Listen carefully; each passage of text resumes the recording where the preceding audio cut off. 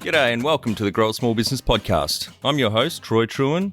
Each week, we speak with an owner who has grown a business with 5 to 30 team members to something bigger. Diving into their numbers and unearthing the pain they've experienced, we explore what they did to overcome each barrier and what they would do differently from day one. Let's get into it. Welcome everyone. Today I'm interviewing Ilana Wechsler from Green Arrow Digital and Teach Traffic. She's based in Sydney, Australia. Thanks for your time today, Ilana. Thank you so much for having me. It's great to be here. Let's start with how we know each other. So Sarah on your team reached out, thought you might be a great guest for us. There you go. Thank you, Sarah. Tell our audience a bit about your businesses, what they do and how they make money. Sure. So I have two main businesses. The first, as you mentioned, is Green Arrow Digital. It's a digital agency, but not probably the one that most people know, where they offer everything like web design and SEO, etc. My digital agency only does paid traffic, mainly Google Ads. Like to say it was a strategic decision of mine to only offer that, but the truth is that's all I wanted to do. So that's that business. And then my other business is called teachtraffic.com, and I teach people how to run traffic, Google Ads one of them, without needing an agency, because I really genuinely believe that most businesses don't actually need an agency. They just need to learn how to run a handful of profitable campaigns. So I know it's a big call from somebody who does have an agency to say that you don't need one, but some people do, but I'd say the lion's share don't. Yeah, I agree with that. And yeah, it's a really interesting business models that you have there, working hand in hand. So yeah, well done. Well, I guess what's interesting as well is, which I never expected, is I thought that the two businesses would have sort of different customers, but actually often what happens is someone might come into my agency and we help them and service them for a while, and then they just say, you know what, Ilana, I think we want to run it in-house. And so then they go across to Teach Traffic and learn what we've done, and vice versa. They come in and decide they want to learn, and then they go, actually, you know what, we don't have enough resources for this, and then they come across to the agency, which I have to say I never expected, but it's a nice byproduct. And how did you start out? Oh God, it's probably a podcast episode in of itself. But my background, I come from the corporate world, actually. I used to work as a data analyst in funds management. And contrary to a lot of the common entrepreneurial journey stories, I'm a little bit different because I actually loved my job and I had no intention of leaving. I worked with really smart people, and the work that I did kind of changed every day, and I actually really enjoyed it. And I worked there for a number of years for a number of big US companies. But it all kind of changed when I had my first child, and I kind of made the realization that family life and corporate life are kind of like oil and water, and they don't really mix. And it's a whole long story, but I had a pretty severe pregnancy complication, and that resulted in me reevaluating my life to some degree. And I used to work the hours in my corporate world from 7 to 7. And then when my son was born, I'm like, hang on a minute, he sleeps from 7 to 7. When exactly am I going to see him? So I made the difficult but easy decision to leave my corporate world. But then I had absolutely no idea what to do. And I just thought, oh my goodness, I mean, I didn't even know what a Google ad was. I came from an IT background. I used to be a programmer eons ago. So I thought, well, what are my skills? So I thought, I've got really good Microsoft Excel skills. So this is probably showing my age, but back when I started my business, I put an ad on Gumtree for promoting, or I guess advertising, my Excel services and skills. And to my surprise, people responded, actually. And I had a number of inquiries. So I sort of was doing some consulting work from home. And then I thought, oh, I'm getting somewhere here. I need to create a website. So I bought the domain name excelhelp.com.au and didn't know how to build a website. So I learned how to do that, built myself a website. And then to my surprise, I thought build it and they will come, but in fact, build it and no, they don't come. So then I thought, how do I get people to my website? So I started asking people, and they said, oh, you got to hire an agency. So I called around some agencies, and the quotes that I was getting, I thought, hang on a minute, what am I doing mucking around with this Excel business? I got to learn this stuff. And that's kind of what really started my online marketing journey. But then, it was a series of doing a whole bunch of things, which I won't go into. But when I did discover Google Ads, I thought this is the perfect marriage between marketing and my data background, because it is quite data focused. Yeah, absolutely. And so what year did you start the first business and how old were you? I was 35 and it was 2013 or so. No, well, 2013 was when I started my Green Arrow agency. But I went nowhere for a number of years trying lots of different things in the online world. I tried affiliate marketing, that failed. I tried SEO for my own businesses. I built out content sites, and that worked for a while till I got hit with the Google algorithm. I thought, oh my God, this SEO business is for dogs. This is not for me. And so then I just flipped the Google equation and I became friends with Google rather than enemies with Google in the SEO game. So yeah, about 11 years ago, I started Green Arrow, my agency. And interestingly, like some of my first ever clients, I still have to this day, which is, Wow. I don't know, it's pretty amazing. And do you have some key numbers you can share to illustrate the growth of either or both businesses? Yeah. So for my agents, obviously I started from absolutely zero. Um, but yeah, I guess I don't want to share specifics, but they're both well into the six-figure businesses. And I guess in total, at least my Teach Traffic membership has crossed over the $1 million mark in total. And they're growing really well. So Sorry, as in total lifetime or annual? lifetime, Yeah, yeah, got it. Yeah, but annual they generate well into the six figures each. that's great. What about number of full-time equivalent team members? You obviously started on your own. Where are you at now? So now, including myself, I have 5 full-timers and one part-timer, so 5.5. But, it's also not entirely representative because about 6 years ago, I actually sold half my agency. For a long time, I tried to run Teach Traffic in parallel with my agency in its full swing, and I just felt like I was running two businesses badly. So I Mm. actually sold half my agency, as I said, to really focus on Teach Traffic, which is my baby. Actually sold it to a guy who worked for me. And would have sold all of it, but I felt ethically I couldn't teach if I didn't still do. Traffic changes so fast that I felt like I needed to keep my finger on the pulse.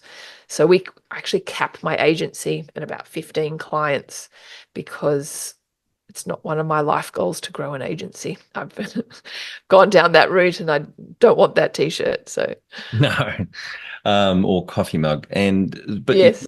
you sold half of it. Do you mean Mm. that he owns half the equity, or he took half the business? He took half the business. Yeah. Right. Okay. So you still own Green Arrow I 100%. still don't, correct. Yeah. But he just took those recurring clients with him and he paid me out for them. Great. Yeah. And that was just to really scale, because I genuinely love traffic. I don't know why, I find it fascinating. It's very dynamic and it's very unique to every business.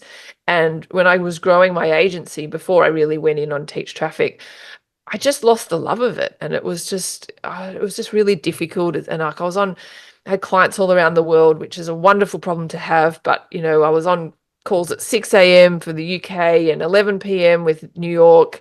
And the love of it really went away. And I just thought, what am I doing this for? This is not fun. So yeah, that was kind of the thinking behind it. And yeah, no regrets. Like I'm really glad. Like it's actually really enjoyable to run a small agency. I get to know the clients really well. I have time for each of them. And that's where the real joy comes from it, rather than, dealing with account managers. It just becomes a bit difficult. When was the moment you felt like you had succeeded? There've been a number of moments. It's funny because, like, if I cast my mind back to when I took the leap of faith, quitting my job and really kind of going out on my own, in my head, which is pretty funny when I think about it, like I just wanted to replace my old income, and I probably like when I replaced my old income and I had the flexibility to choose my own hours, and also be at home with my child, that's probably when I felt like I really had succeeded. And to be honest, like, it took a while to get there. And if I cast my mind back, like going from naught to $5,000 a month was easily the way harder than going from 5 to 10 or 10 to 20, you know? So those beginning parts were really, really difficult. But yeah, replacing that old income is probably that real moment. And probably another moment was being asked to speak at some conferences in the US where they have, large audiences. I was at an event for 5,000 people speaking about Google Ads. And I just thought, wow, I never, ever dreamed that I would have this opportunity, you know? And I am a pretty introverted person, so stepping out on stage in front of hundreds and hundreds is not my happy place, but I just thought I have to do it. What does success look like to you? Success for me is not a monetary level. I really define success as having the freedom to do what I want when I want without compromising the service and value I provide for people. Um, and I probably in COVID, I fell in love with surfing, and surfing is a big part of my life now. And I feel like success is being able to combine my passion for surfing whilst also growing and scaling my business successfully. I would, yeah, I don't have aspirations to hit $10 million a year. For me, it's about work-life balance and being there for my kids, being able to go to school productions during the day or at the drop of a hat, being available to them. Yeah, that's how I define success. Perfect question for you. Number one thing you'd recommend to marketing a fast-growing business? Well, it depends on the type of business you have. I mean, obviously, I'm probably a bit biased, but I think Google Ads is a pretty amazing advertising opportunity, particularly for small business and local business. I used to actually specialize in Google Ads for dentists, so I know the dental space really well. And Google Ads is just incredibly stable. I mean, if you think about it, you're sliding your business card under the nose of someone at literally the instant that they are searching for your product or service. So you kind of can't beat that advertising opportunity, which is why Alphabet is such a massive company and why, you know, search is their largest source of revenue. I'm not surprised at all. You just need to know how to do it well. Um, but there's lots of ways, I mean, interestingly, like I actually never ran Google search ads to grow my agency, which I think is pretty funny because I just found I did for a little bit, but I found the quality of leads weren't great. So in terms of marketing my agency, podcasting has been an incredible medium and platform. YouTube has been an incredible platform, speaking at events and just giving away a ton of value, actually. Like I give away the farm, and interestingly, it just naturally people gravitate towards you. How did you fund both businesses? Completely myself by just the revenue that I was generating, and I just reinvested and reinvested, and yeah, funded it. I haven't taken any outside funding, if that's what you're asking, Yeah. or any loans. Do you, for your teach traffic business, do you have many of your students or from overseas? Yes, definitely. Yeah. My business is predominantly in the US. Uh, so it's probably like 50% US and then the other 50% is spread around other countries. So have you tapped EMDG, Export Market Development Grant? Yes, I have. Oh, good. Absolutely. Great. Because yeah, a lot of people don't realize that export grant, 40 grand a year or 80, they used to have the 150 grand a year tier. They've just removed it. But Yeah, they've changed their whole yeah, thing. a It's a lot. lot of people think it's just for exporting physical products, but it's not. You can use it for services as well. So And you can use it for advertising. exactly. So yeah, so I obviously expense those advertising costs. And I only found out about that from a guest on the cast last year. So yeah. Oh, nice. It's a lucky find. Yeah. If you were to start up today with plenty of funding, would you go into your industry? I would. I mean, it's a changing space. I personally love it, and I actually help people grow an agency as well. So I think it's a great business. It's afforded me a great lifestyle and work-life balance. So But I do think it is changing with the evolution and explosion of AI. I don't think advertising online's going to go away, but it's going to probably look quite different, which is coming back to what I said before of why I still have to run campaigns and traffic, because it changes so quickly. But I think it's a great business. I think it's a great value to provide other business owners. There's a real need for it. So yeah, I think it's great. Do you think the agency model's got a shelf life now, given AI coming? I think it's going to change, absolutely. How it changes, I'm not sure, but I mean, copywriting you can pretty much do through AI now. But I think there's a whole creativity component to the agency model which cannot really be outsourced with AI. I think it's eliminated the low-level tasks, but the high-level strategy and thinking I don't see that ever going. So I just think agencies are just going to be able to be leaner, um, and obviously, as I said, look vastly different. And how that looks, I'm not sure. But I'm actually really excited about AI. Like I think it's a massive opportunity for myself and other business owners to really just, it kind of makes me think of, like, when computers came out and we thought, oh, no one's going to ever need paper printed again. I mean, it's like ludicrous. So there are real limitations with AI. Obviously, it's in its infancy, but it will just look different. Can you outline the most stressful point in your small business growth journey so our audience can learn from it? I don't really know, actually. It's been pretty stable. I thought when COVID hit, this is going to be a disaster, but it was actually the opposite, because many businesses were forced to go online. And I actually struggled to keep up with demand because I have now 3 children, and we were homeschooling and trying to grow a business. So unfortunately, I didn't grow as much as I could have, because I was dealing with homeschooling very young children, which is a recipe for disaster. At Um, least you weren't in so Melbourne, though, the most locked down city in the world. that is true.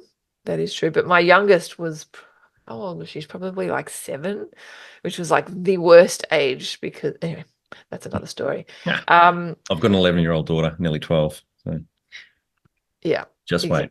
Just wait. Oh no, I've got one of those. Oh, now you She, have. she's now 11. I've got 3 kids. I've got a 13. So I had 3 kids at home homeschooling, and it was, um, that was probably the most stressful, but that's not really work related. Um, it's been incredibly consistent, actually. Yeah. But I think, I have, like, by luck would have it, I had incredible timing where, particularly Google ads, they just absolutely took off. Facebook ads absolutely took off. When I started, Facebook ads weren't really a thing, and then they used to work incredibly well, less so these days. Um, so I think actually I just got very lucky. What area in business do you feel you've had to work on the most to add the greatest value? Probably just constantly testing new strategies and yeah, new traffic strategies. I kind of strived to be one of the best in the business and really focus on the numbers and the data, because that was my strength. And I've been in the fortunate position to I've had some really great quality clients with large budgets. So I've had that at my disposal, because it's very hard to test things with no budget. Your job as an ad manager is infinitely more difficult.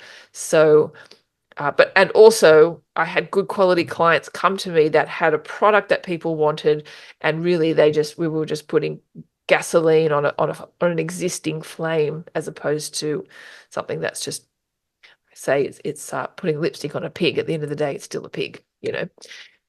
So yeah, I think I've just been ruthless in learning. I invested a lot of courses myself, and always tweaking and testing and refining our process to give the best result. And I think the fact that we still have some of our first clients to this day, 11 years later, is a real testament to that. I learned very early on, I had a mentor along the way. I learned very early on that the enemy of growing an agency is churn.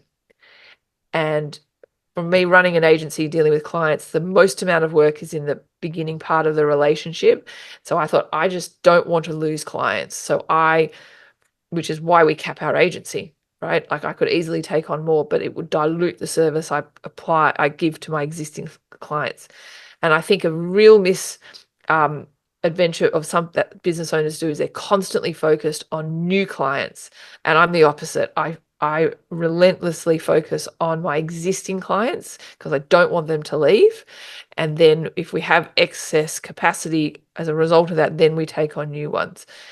So I've just, yeah, and people have stuck around with me because of that. And I think that's sort of the value I've also provided as well. That's very smart. And I saw on your Teach Traffic website that you've managed over $30 million in Google ad spend. Yeah, a lot over Wow. the years. Yeah. Yeah.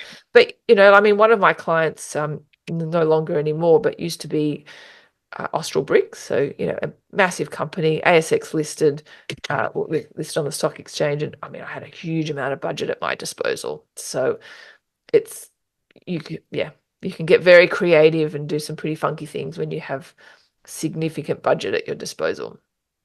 What have you enjoyed the least about managing fast growth? I'd say my struggle is managing a team. It's just one of those things that I just find really difficult. I'm not a micromanager. I just expect everyone to have the same work ethic as me, and obviously they don't, or they need more guidance. I'm just a problem solver, and so I expect other people to sort of have that same level of initiative. So yeah, growing a team has definitely been my biggest struggle, which is also one of the reasons why I wanted to sell half my agency, just because I thought I can't do this. This is not in my skill set. What do you love most about growing a small business? I think dealing with my customers, actually, it brings me so much joy. I had somebody who I help in Teach Traffic, this lady who I've known for a while anyway. She came to me and she said, Ilana, and she's got a really established business. She's like, for whatever reason, our SEO rankings have gone and my business is in a really bad position, and we need something. We need to do something to revive this. And I know Google Ads will work, but I don't know what to do. I need your help. So I've mentored her to run her traffic campaigns herself. And we've really turned her business around. And once you can build those campaigns in such a way that they're profitable and they hum along very nicely, they actually enter maintenance mode.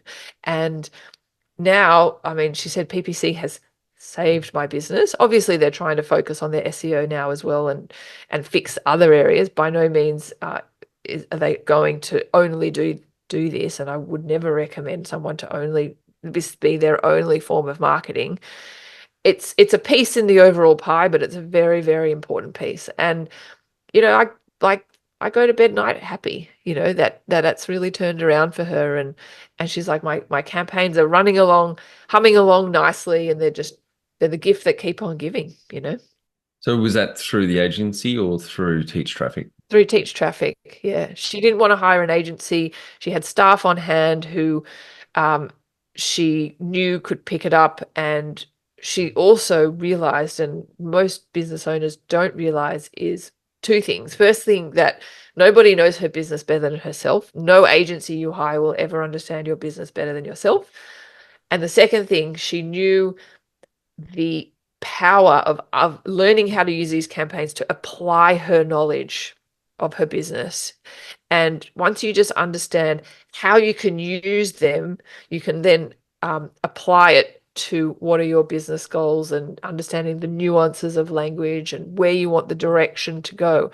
And as I said, she had staff who were available who could take this on. And actually, there's real power in having it in-house, in your control. One of the classic pitfalls that business owners fall for. So if your listeners are listening and they have an agency, you want to make sure, this is really, really important, that you own your own ad account. Many agencies set up the ad accounts under their own manager. And if you decide for whatever reason to sever ties with your agency, you lose that ad account, which might not sound like a big deal to people, but it is a really big deal, because there's all that data in your ad account And you basically have to start a whole new ad account and relearn. Google has to relearn who your customers are. You don't know what terms work for your business, the negative keywords, and I won't go into the technical aspects of it, but it actually has really big implications, and many people have been burnt from this. I actually, funnily enough, don't anymore, but I used to teach Google Ads at Sydney University as part of their Centre for Continuing Education. Anyway, I used to run full-day workshops, and was about 30 people in the room any one day, and guaranteed there would always be at least one person, and they were all business owners because it wasn't tied to a degree or anything. There was always be one person who had this situation. They didn't realize. I had one situation, someone didn't even own their own Google Analytics account, which is, the free software you install on your website to track all your visitors. And I'm like, this is crazy. Like, you need this data. I mean, if you were to ever sell your business, that's what comes with it. And there's incredible insights that you can leverage from that. So, yeah, that's a tip for your listeners. Before I forget, what year did you start Teach Traffic? 6 years ago, so 2018 or something. What has been the biggest mindset shift for you in your small business growth journey? Every investment that I have made, be it in a course, in mentorship, in advice, has more than paid off, actually. Yeah, has more than paid off. So that spending money to make money actually was a big mindset shift.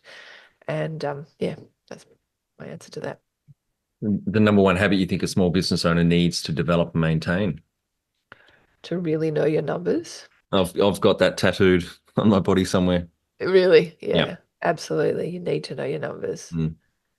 And I understand for many people, like, they're not comfortable with numbers. I get it. It can feel quite daunting.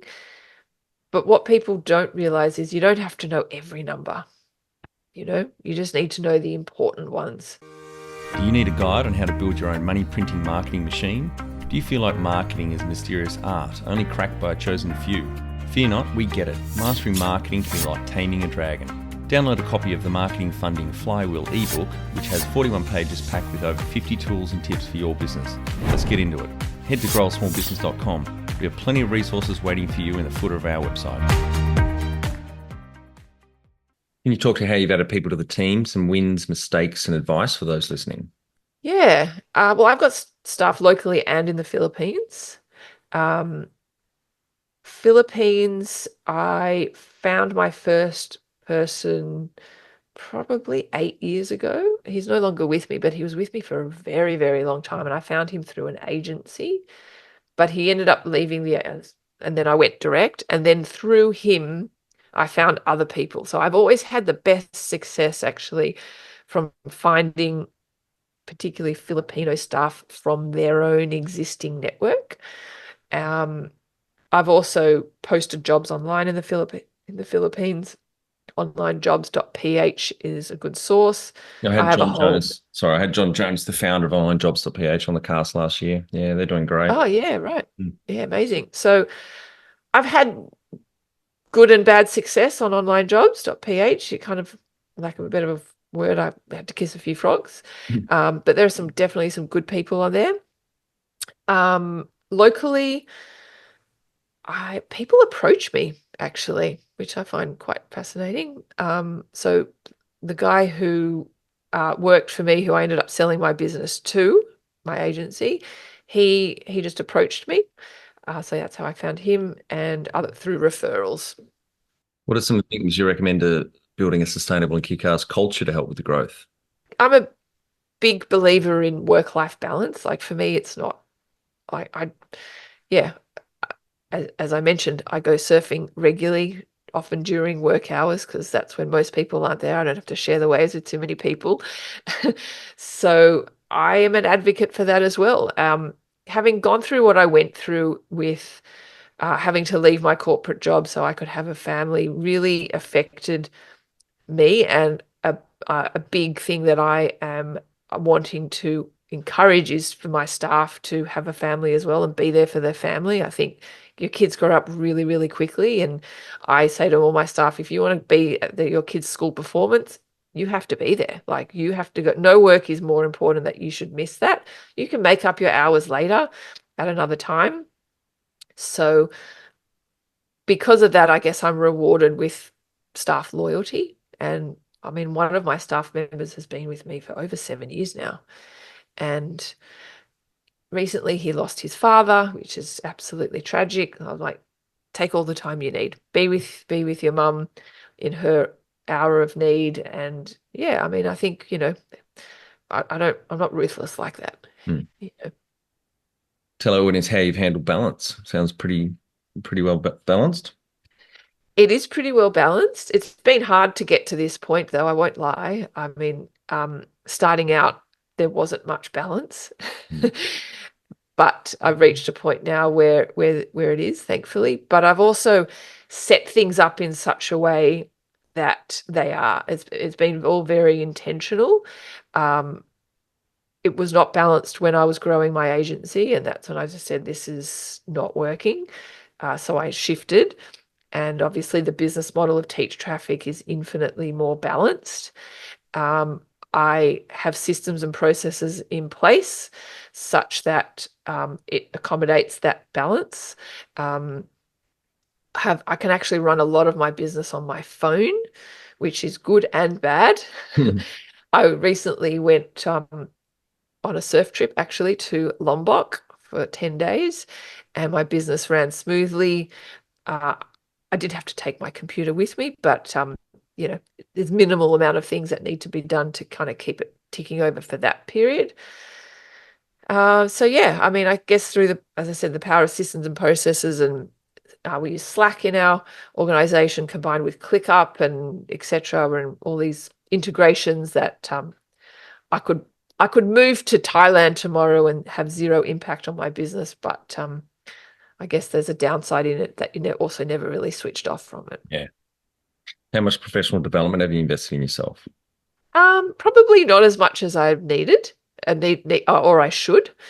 But I've made actually a real conscious decision to do it more, because I feel, as I said before, every time I have done, it's more than it's been an investment, not an expense, essentially.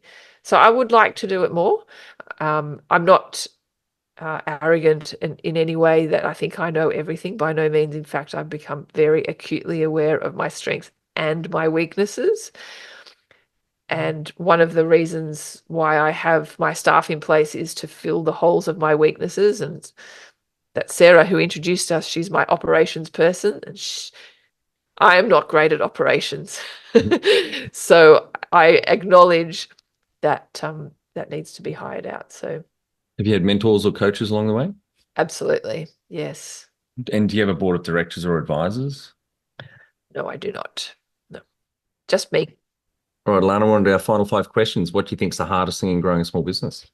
The hardest thing is, in my opinion, is people having to wear the many different hats, that they aren't large enough to be able to hire people in certain positions, to alleviate the business owner to do what they're most best at. And one book that I'm reading right now is Buy Back Your Time. I don't know if you've read that. Dan Martell, I have, yep.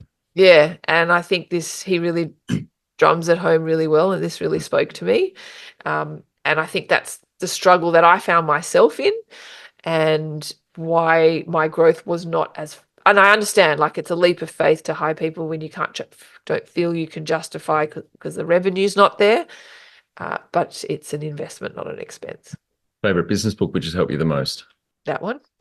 Another one I like is I actually like 2 others. I'm a big fan of Hormozi, Alex Hormozi. Yep, his 2 books are great. Yep. They're really excellent. They're really, really excellent. And as somebody who works in the lead generation space, I think it's very well done. And actually, I launched a side product off the back of one of his $100 million leads books about, making an offer that's so different in the market that you can charge whatever you want, and it went very, very well. So I feel grateful to have learnt that from him. And another book as well, which is a Jay Abraham's book, Getting the Most Out of Everything You've Got, or something like that. And that really drummed home the philosophy that I've implemented early on of really looking after your existing customers as your number one, rather than focusing solely on new customers. Yeah, that's great. I haven't read that Jay Abraham's book yet, but I'm going to chuck that in my list. Yeah, and it's all about like kind of like the chocolate wheel, and yeah, I highly recommend it, and I think there's real merit in that. And yet, so few businesses do it. They're so focused on new customers. That's why I don't like discounting Teach traffic for new people. It's like, well, how would my existing customers feel to that? Hmm. So I think I think about it the opposite way to most people. Any great podcasts or online learning tools you use for your own professional development? Oh my God, so many. I would be remiss to not mention James Schramko. He's been a long time mentor of mine. So his podcast is great. Who else have helped me? I quite like How I Built This. I find that fascinating. There's so many, too many to mention, actually. One tool you'd recommend to help grow a small business? One tool, I would say Google Ads, really. I knew you were going to say that. I know, but it feels so obvious. I mean, it just works incredibly well. I think it does depend on what your kind of business you have. Google Ads is not for everyone. If you sell a $10 product, I would say don't do it because traffic's too expensive. You could try Facebook ads. And it's like a tap, right? Like you turn it on, the leads flow in, you turn it off, they stop. What else would I recommend? Tools to help you grow a business. Start a YouTube channel. That has been incredibly powerful for my business. It is a long play, though. I would say you don't do it if you're not really going to be in it for the long haul. But if you are prepared to put in the time and the effort, the rewards are great and they are incredibly stable. You and I were talking offline before we hit record about I was sharing my progress on YouTube and showing you just how stable it is. I kind of feel like growing a social media following is kind of like a sugar rush, right? You post something, you get a rush of views or likes, and you got to keep posting and the next thing and the next thing, and it sort of wears off very quickly. Whereas a YouTube channel, which is sort of well established, that has its rankings, is like eating a piece of steak. It sustains you for a very long time. It's not set and forget, but it's way less onerous to keep publishing that content. And also you get ad revenue, which is a nice bonus. Yeah, there's a good reason why it's the second largest search engine in the world. Exactly. Yeah. And your videos will show up in Google search, which mine do as well. Finally, my favorite question. What would you tell yourself on day one of starting out almost 12 years ago? I was going to say it's going to be harder than you think, but that might turn me off. It's definitely like I was very, very naive going in, and I did not, and I think that's probably a good thing that I didn't quite realize how hard it was going to be. And it has been hard, I'm not going to lie. Like there's been some real ups and downs, but I would say to really focus on enjoying the journey. And I've really tried to enjoy the journey because one thing I realized is, as I said, my first goal was get to $5,000 a month. And when I got to that, I was already on my next goal. And and then once I got my next goal of 10,000 a month, you're already on your next one. And so you have to enjoy the journey because the truth is you're never going to reach a point where you go, all right, I'm good. I'm happy. Oh, I'm not, it's not that I'm not happy, but I don't want to grow anymore. So really focus on enjoying the journey. And it's been a lot of fun. And I've loved, just the ups and the downs from it. Right. Thanks so much for your time today, Ilana. I've really enjoyed our chat. Congratulations on the growth of both businesses, Green Arrow Digital starting in 2013 and Teach Traffic in 2018. And going from starting on your own to now around 5.5 full-time equivalent team members across both businesses. doing six figures and amazing, excellent work-life balance. And thanks so much for your time. Appreciate it. Thank you so much. That's it. Thanks for listening. Please leave a review in iTunes or whatever platform you listen to us on. It means more small business owners will find our cast and help people with their business growth journey.